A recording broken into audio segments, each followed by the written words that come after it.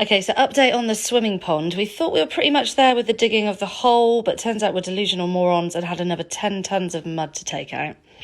We waited for the UK to have a heat wave before deciding to try and pickaxe the remaining earth and stone from the pit of death. Feeling like prisoners of war, we probably could have filled the hole 10 times over with our sweat and tears of regret.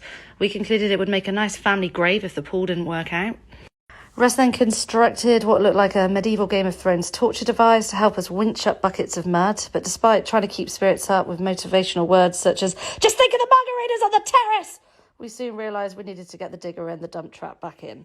So the pool is finally dug, so here's the details for anyone who's interested. So depth of the main pool is 1.8 metres, swim area is 3x5. We've got a 3x3.5 regeneration area, which is where the plants and gravel will be, and that will act as the filtration for the water. We extended the width of the shallow section here, so it'll be about 50 centimetres depth. It's about 2x3 metres in size, and we're probably going to pave this bit to protect the pool liner, and this is how you'll enter the main pool. Where the pool meets the lawn, we're going to have a thin regeneration area with lily pads, which will all be boxed in, and that should add extra filtration.